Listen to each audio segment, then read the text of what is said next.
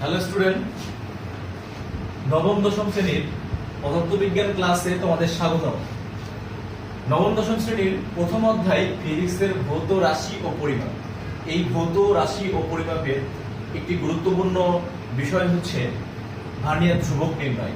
এই ভার্নিয়ার ধ্রুবক নির্ণয়ে বেশ কিছু জায়গায় স্টুডেন্টদের কনফিউশন থাকে। আজকের এক ক্লাসের মধ্যেই আমি এই ভার্নিয়ার ধ্রুবক সম্পর্কিত যত সমস্যা আছে সবগুলো সলভ করার চেষ্টা করব। আচ্ছা, তাহলে আমরা আগে এই ক্লাসের মাধ্যমে প্রথমে শিখি যে ভার্নিয়ার ধ্রুবক কি। ভার্নিয়ার ধ্রুবক হচ্ছে ভার্নিয়ার স্কেল এবং মূল স্কেল, দুইটা স্কেল আছে। এই স্কেলের যে ক্ষুদ্রতম ঘরের মধ্যে পার্থক্য, এটাই হচ্ছে ভার্নিয়ার ধ্রুবক। কিভাবে নির্ণয় করে দেখি একটু। আমরা মনে করো যে আমরা কোনো স্কেল দ্বারা পরিমাপ করতে গেলে সেই স্কেল সেন্টিমিটার থাকতে পারে, মিলিমিটার থাকতে পারে, মিটার স্কেল থাকতে পারে, কিন্তু দেখা যায় যে যে সাধারণ স্কেলগুলো আমরা ব্যবহার করি এই জায়গায় সর্বনিম্ন মিলিমিটার দাগে দাগাঙ্কিত থাকে। তাহলে এই মিলিমিটারের চেয়ে আমরা ক্ষুদ্রতম কোনো রাশির মান নির্ণয় করতে সহজে পারি না। তখন কি করতে হয়, এই মূল স্কেলের সাথে একটা অন্য আর একটা স্কেল যোগ করে নতুন একটা যন্ত্র তৈরি করা হয়েছে। সেই যন্ত্রের নাম হচ্ছে স্লাইড ক্যালিপার্স। Slide callipers.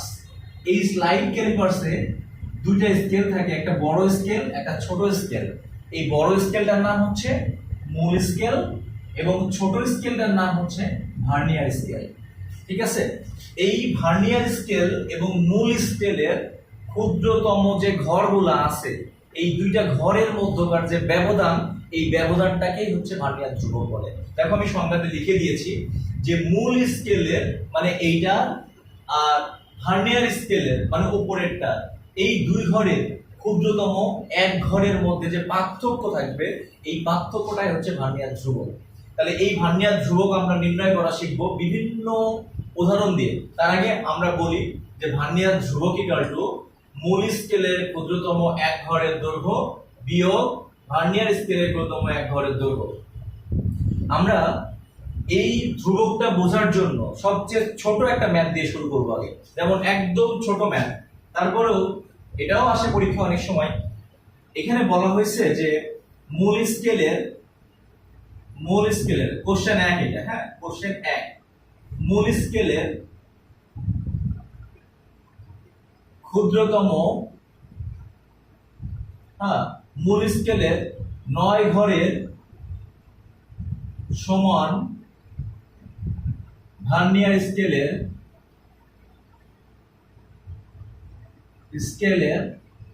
10 ঘর।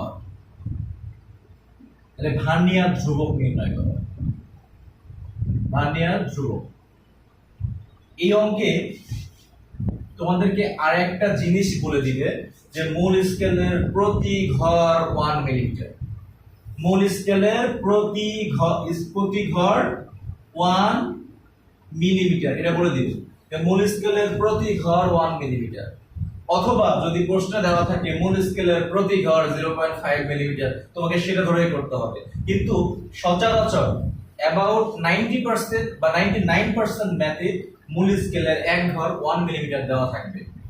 তাহলে 1 মিলিমিটার দেওয়া থাকলে আমরা এই কোশ্চেনটা সলভ করব কিভাবে? দুইটা ওয়ে আছে, একটা শর্টকাট ওয়ে আর একটা হচ্ছে লিখিত ওয়ে। আমরা লিখিতর বেলায় দেখি লিখিতভাবে কিভাবে করতে পারি। আমরা সমাধান করি, খুব সুন্দরভাবে বুঝে নেওয়ার চেষ্টা করবে। আচ্ছা, যেহেতু আমাদের একদম বেসিক্যালি বলি মূল স্কেলের 9 ঘরের সমান ভার্নিয়ার স্কেলের 10 ঘর, আমরা তাহলে লিখতে পারি এখানে যে মূল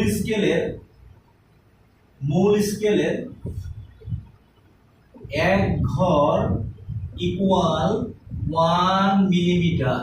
তাহলে অতএব মূল স্কেলের 9 ঘর সমান সমান 1 × 9 মিলিমিটার। তাহলে আমরা মূল স্কেলের 9 ঘর সমান সমান 9 মিলিমিটার পেয়ে গেলাম। আমরা বলছি এই কথা, দেখো মূল স্কেলের 9 ঘরের সমানই ভার্নিয়ার স্কেলের 10 ঘর। তাহলে আমরা এই কথাও লিখতে পারি যে ভার্নিয়ার স্কেলের 10 ঘর ইকুয়াল 9 মিলিমিটার। অতএব ভার্নিয়ার স্কেলের এক ঘর সমান সমান কত? 9/10 মিলিমিটার। তাহলে এখানে আসে 0.9 মিলিমিটার। এখন আমরা ব্যবধান করলেই পেয়ে যাব। কিভাবে ব্যবধান করব? যেহেতু উপরে একটা সূত্র লেখা রাখছি, ভার্নিয়ার ধ্রুবক ইকুয়াল টু মূল স্কেলের ক্ষুদ্রতম এক ঘরের দৈর্ঘ্য বিয়োগ ভার্নিয়ার স্কেলের ক্ষুদ্রতম এক ঘরের দৈর্ঘ্য। তাহলে আমরা এখানে ভিসি সমান সমান লিখতে পারি মূল স্কেলের এক ঘরের দৈর্ঘ্য 1 মিলিমিটার আর ভার্নিয়ার স্কেলের এক ঘরের দৈর্ঘ্য 0.9 মিলিমিটার। এটা বিয়োগ করলে কত পাচ্ছি? 0.1 মিলিমিটার। আর এটাই হচ্ছে এক্সাক্ট অ্যান্সার। ঠিক আছে, এটা হচ্ছে এই অঙ্কের ভার্নিয়ার ধ্রুবক হচ্ছে 0.1 মিলিমিটার। এটা একটা ওয়ে, লিখিত ওয়ে। আর একটা ওয়ে আছে, সেই ওয়ের জন্য আমি শর্টকাটের জন্য সূত্র লিখে রাখছি এখানে, short VC equal to S divide by N. এটা দিয়েও করা যায়। কিভাবে দেখো, আমরা ওই সূত্রতে অ্যাপ্লাই করতে গেলে আমরা শর্টকাট টেকনিক অনেক সময় কিন্তু অনেক স্কুলে দেখা যায় এই নিয়ম না করলে মার্ক পুরোপুরি দেয় না। এই শর্টকাট নিয়ম অনেক সময় মার্ক দেয় না। হ্যাঁ, তো তোমরা চেষ্টা করবা শর্টকাট নিয়মটা এমসিকিউ এর জন্য ব্যবহার করতে, আর বোর্ড পরীক্ষায় যে নিয়মেই করো ফুল মার্ক পাবা। আর তোমাদের স্কুল যদি এই নিয়মে করা থাকে তাহলে অবশ্যই এই নিয়মে করবে। তাহলে এখানে আমার শর্টকাট নিয়মে কি আসে দেখো, যে এখানে বলছে যে আমরা নির্ণয় করব কি, এখানে ভার্নিয়ার স্কেলের 10 ঘর, অর্থাৎ ভার্নিয়ার স্কেলের ভাগ সংখ্যা, ভার্নিয়ার স্কেলের ভাগ সংখ্যা কত?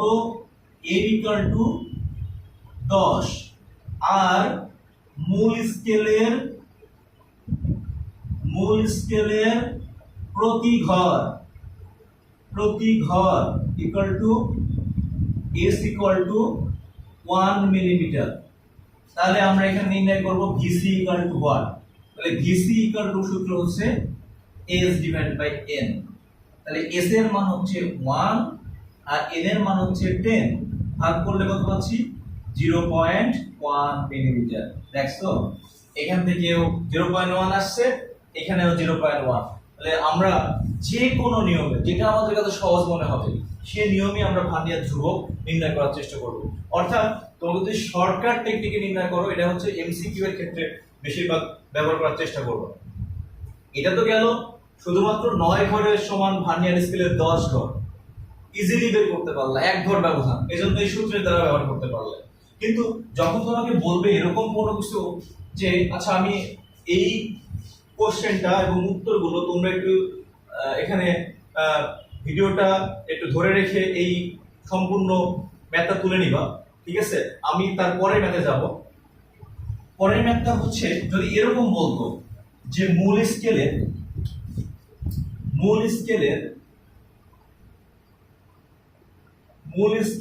18 ঘরের সমান, 18 ঘরের সমান ভার্নিয়ার স্কেলের